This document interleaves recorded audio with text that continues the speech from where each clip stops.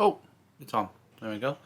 I had intended to put YouTube Fireplace behind there, but my internet is very, very bad right now. So there you go. Anyway, my name is James. I sometimes talk about games. And I thought I would go through some of my favourite games of the year so far. I think it's fair to say that this year hasn't been easy. You know, with civil unrest and the whole pandemic deal going on, I think it's fair to say a lot of people need some escape. And I think I got it. I think I've received... Oh, there it is. Can I play some like warm jazz or something now? I don't know. Anyway, and I think we got that. I think we got some titles that were hard hitting and emotional, which I don't know, catharsis, I guess. And then we got just some really lovely titles.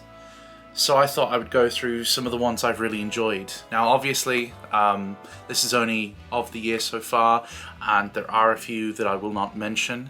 Half-Life Alyx, well I finally have a computer that is capable of running it. I've only played it a little bit, so I didn't feel it'd be fair. I didn't feel it'd be fair to include it, but I also didn't think it'd be fair to leave it off. Persona 5 Royal, whoops.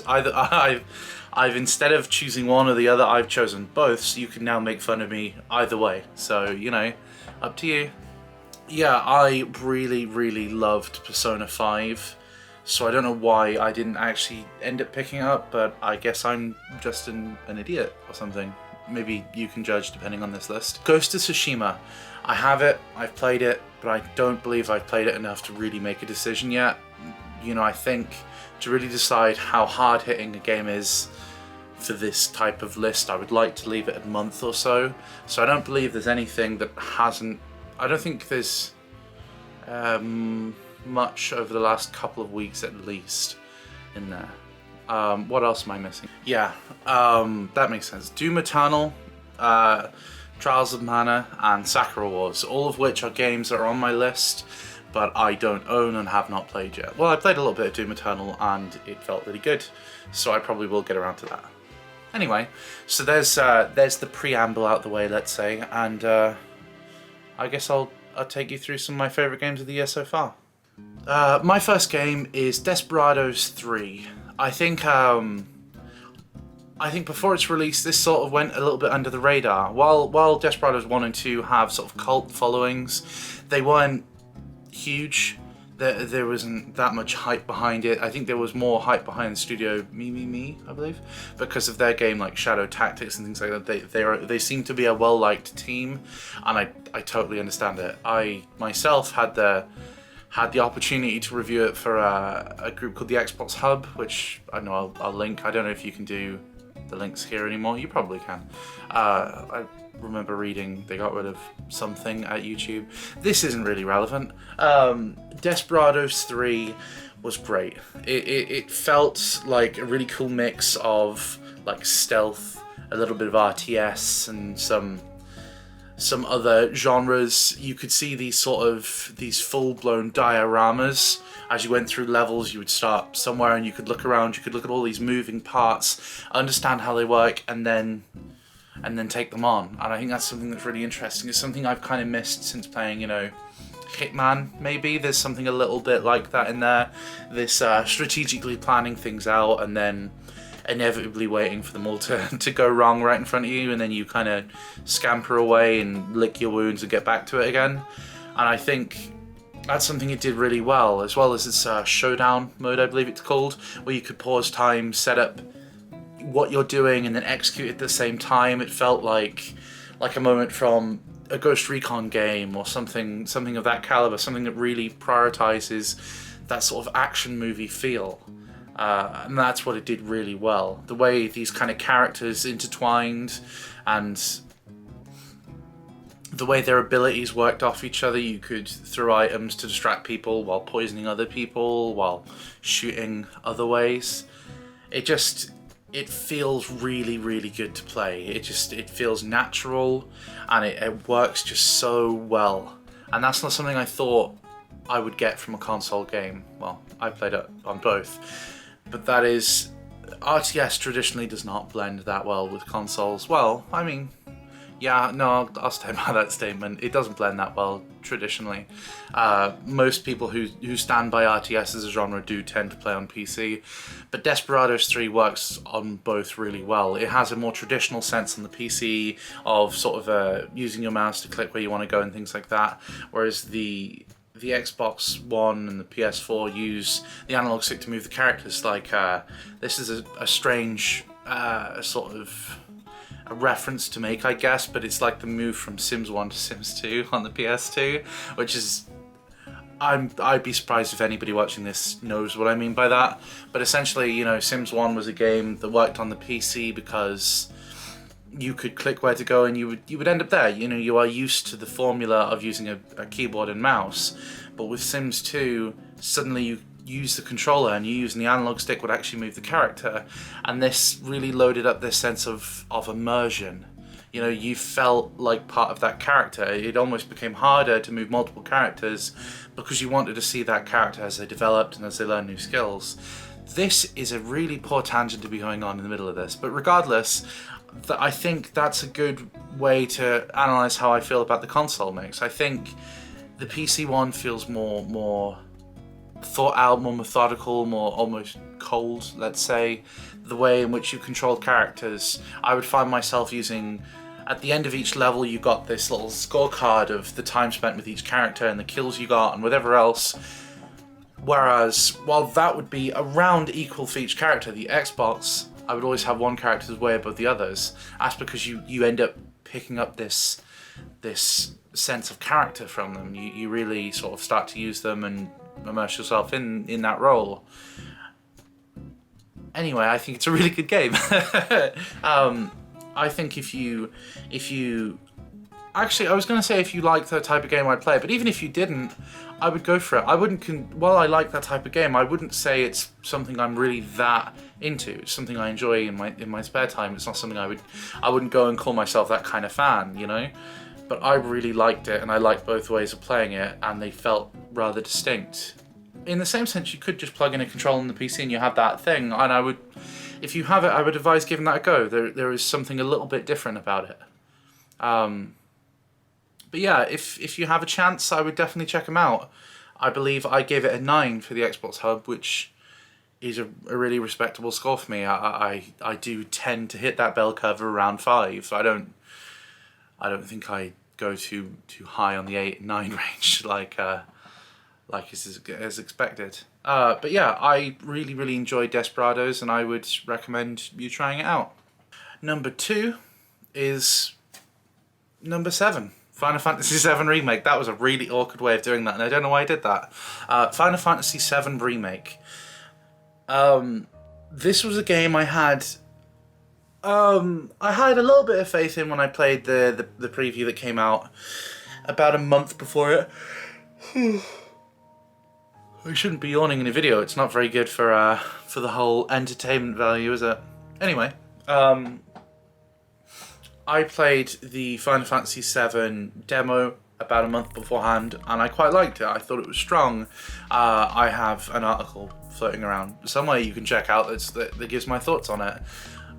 But despite this, I was a bit worried about the game itself. I didn't know how they would change the story, if so, which they did, fair warning, but they didn't.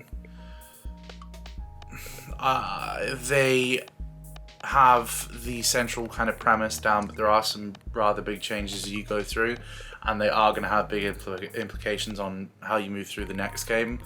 I've gone to this part way too early. I meant to talk about other things, but I don't have a script, so I kind of ramble. Sorry. Yeah, I was worried about Final Fantasy to an extent. I believed that it would play good. I didn't know if it would feel good to play, let's say. I didn't know if the story would work too well or how those systems would change. And I think upon playing it, I think it is excellent. I think it's very well made.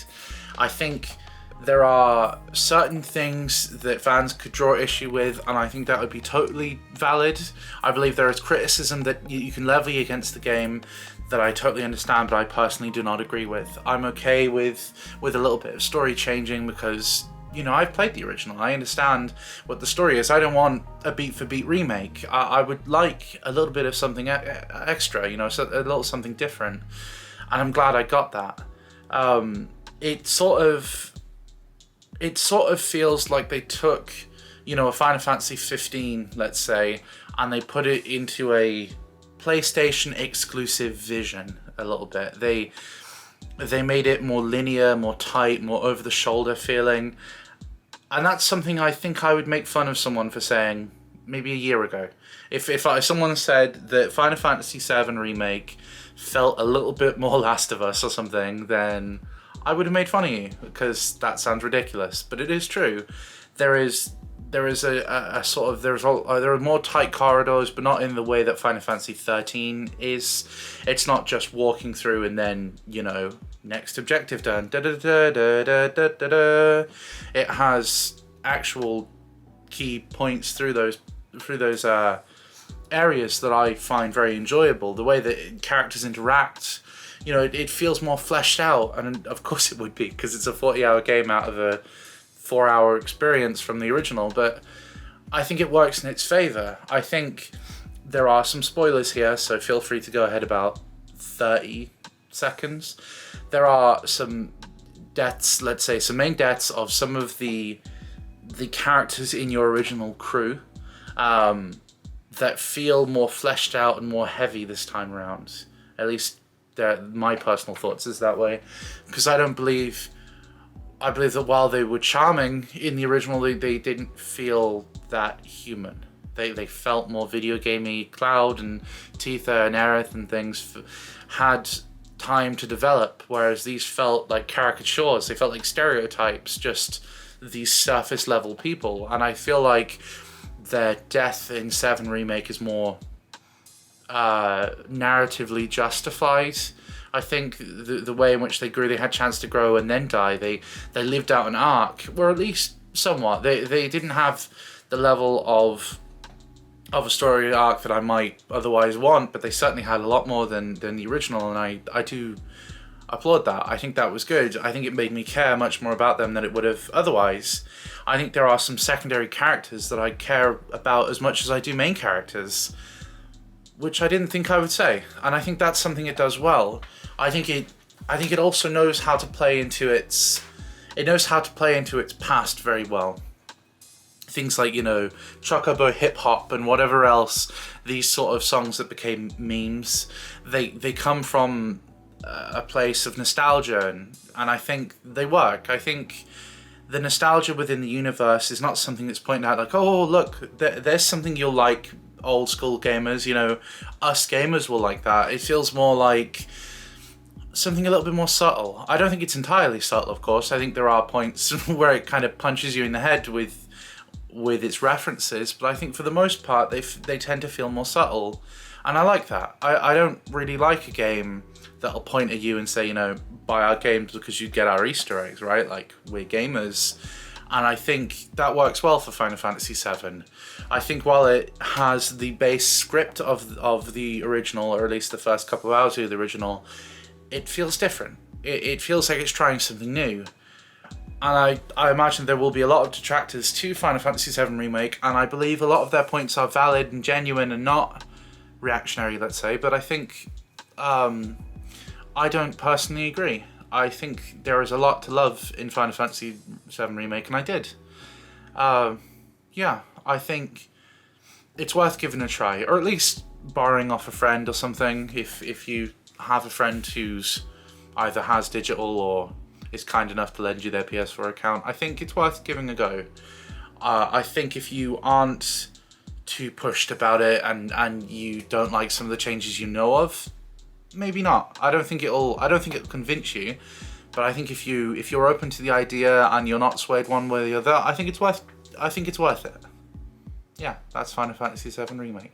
Number 3 is 2. I've done that twice now. I've done weird number jokes. Number 3 is Nioh 2. which I feel like got cast over very, very early. In sort of because of other games coming out, I think it got tossed to the side. It's like, oh yeah, it's really good, but there's these other things coming out. You know, there's these 5 games I want to play next month. It doesn't help that it came out in March, I think, start of the pandemic. Plus, you have no, it didn't. It came out February, and then came out February just before the pandemic was sort of really taking place, and then March hit you with a lot of good titles, and that was an issue with Nioh 2. It got cast aside for better titles, and I did that too. I really enjoyed it for the first couple of weeks. I loved Nioh 1, and then I sort of didn't care about it that much because there was other bigger, more cultural kind of games coming out, so I just sort of left it on the side. But I regret doing that. I think Nioh 2 is absolutely worth your time. It takes what Nioh 1 does and it makes it better. I think it plays it sort of I think Nioh 1 was a fantastic game. It felt like originally when I first saw it, I wanted it because it was like Dark Souls, and I adore Dark Souls. But then I realized it has its own character. It has its own, sense of what it is. It's not a Dark Souls clone. It's like a Dark Souls game, but it's certainly not a clone. It feels complete and whole with itself. And I think that clarifies the difference. I think if a game can stand on its own 2 feet without you saying, oh, it's like Dark Souls, then it's a good game regardless. I think if a Souls-like can be played without being compared to Dark Souls and you still enjoy it regardless, then it has some merit. Whereas I think if you only play it because it's like Dark Souls, which I've done a lot of, then I don't think so. And I think, to me, that shows why Nioh 2 and Nioh 1 is important, and why, let's say, Lords of the Fallen is not. Although I will say The Surge and The Surge 2 were good. Anyway, Nioh 1 has some ideas that makes it different to Dark Souls. It has these stances and the ways that it plays with stats and the ways it plays with armor and combos. It grabs these... I'm back. Lucozade Sport. I know what you're thinking. What sports do I do? Esports. No, I'm not good enough. What was I talking about? Something. Oh yeah, Nioh. I think what makes it different to just a Dark Souls. Dark Souls. Can I just? Yeah, I'm just gonna restart that. What makes it different to a Dark Souls clone is that it has these ideas that make it special. There's something. It's not just trying to mimic a formula. It's trying to feel different. It takes way more than just Dark Souls, and I think comparing it to Dark Souls sort of is reductive in its nature. It almost conjures too much of a similarity. Yeah, sure, it's an action RPG, but there's more to it than just that. And I think, that's a criticism myself for bringing it up, and all of games journalism for continuing that. But I think that's what makes the difference between The Surge and Lords of the Fallen, both by the same studio, by the way. That Lords of the Fallen felt like some sort of tech demo at an attempt to do that formula. There was nothing unique really. There was... The theming was something that's done before, the boss ideas was done before, the story was done before. The Surge had... not an entirely unique setting, but certainly more unique than the Lords of Fallen sort of dark fantasy inspired shtick. It did this futuristic sort of almost post-apocalypse of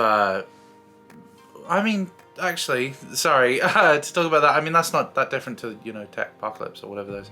No, not Tech Apocalypse. Technomancer. Or those type of deals. The kind of Mad Max meets Cyberpunk. But again, I think that's more original in its idea than dark fantasy.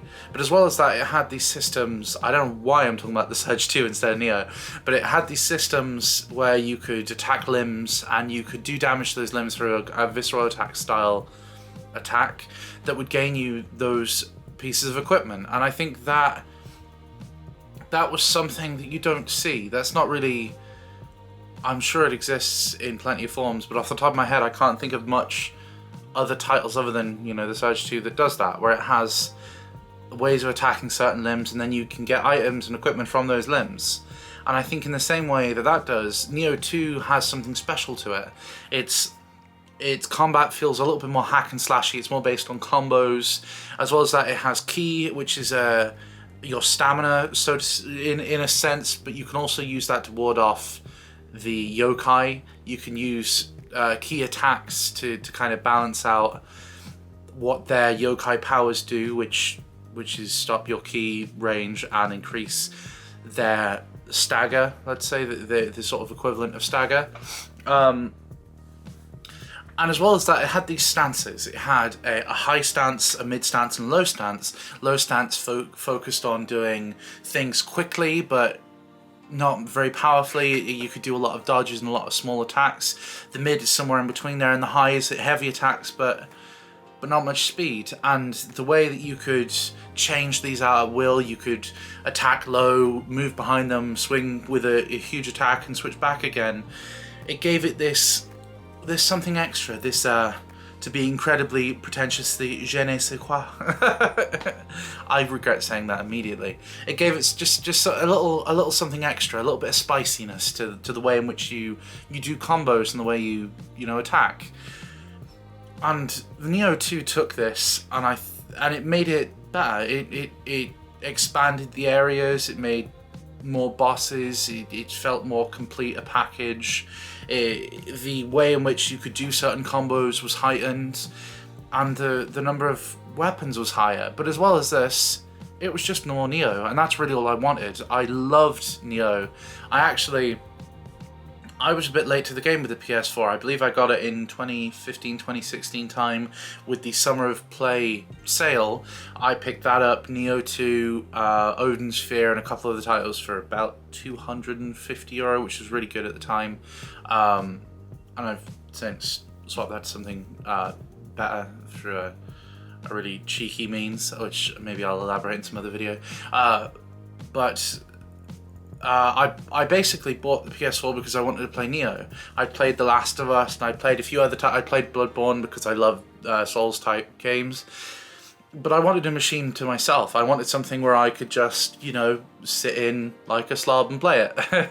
Which, I've got that down. Anyway, and that's all I wanted. I wanted a little bit more Nioh, and I got it. I got exactly what I wanted to get, and that's why it's in my games of the year so far. Number 4 is it's a spicy choice, let's say. It's a bit of a contentious, a little bit of a divisive decision. It's Last of Us Part 2. I adored Last of Us Part 2. I think it balanced this crushing emotional weight with these lovely moments of brevity in ways that Last of Us 1 did. I played through it with my girlfriend, which admittedly might cut down that sense of objectivity. Maybe I liked it a bit more because it was more communal, Me and my girlfriend sort of spent their, hours playing through it, and I think maybe that's tainted the way I see it. But if that's tainted it so I see a game higher than it probably should, I don't have an issue with that. I like to enjoy games, and I enjoyed The Last of Us Part 2. It had this amazing attention to detail, but it also did these small little bits where they weren't necessary, but it did something important. Going in and seeing, Ellie playing Aha's Take on Me is a moment that I think I'll remember for a long time. And that was just some optional partner building. I didn't have to do that, at least I think, maybe I did. But I don't think I had to do that.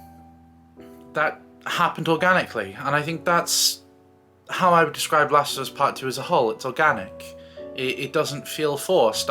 I truly believe that if they didn't, find a story for Part 2, if they didn't like the story, then they wouldn't do it. And I didn't believe that going in. I believed, I was a bit cynical. I believed that, it was there for, at least partially for the money. And I mean, obviously it is. Any corporate entity that makes any product does it for the money. But I don't think they needed, you know, they wouldn't need to make a Last of Us Part 2 to sell well. That's just not Naughty Dog. They could have made, you know, another Uncharted game and it would make money. They could make whatever and it would make money. I don't think it's about that.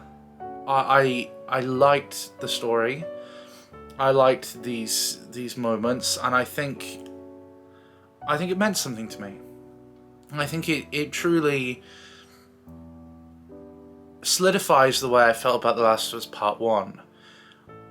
I do not believe The Last of Us has a good story, but I do think it has good writing. And I think from the outset that might seem hypocritical, or sort of not hypocritical perhaps, that might seem like I'm contradicting myself, but I don't believe it is.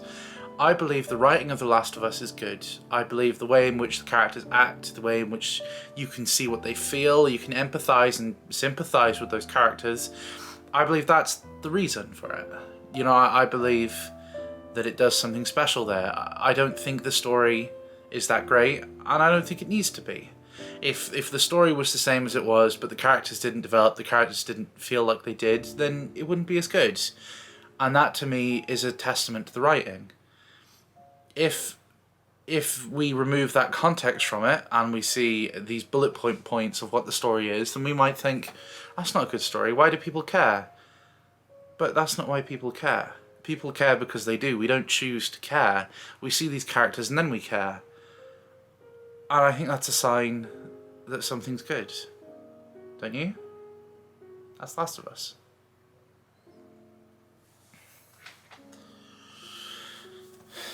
And now, for my last choice here, number 5, is Animal Crossing's New Horizon. Animal Crossing New Horizons. Whoops, that was a mistake. Anyway, I don't think that's a game that would normally appear on my top games of the year. Not because I don't like Animal Crossing. I have very fond memories of the 3DS and the DS versions, but I wouldn't consider them my favourites. I wouldn't consider them in my favourites of the 3DS games of the year they came out, or the DS games of the year they came out.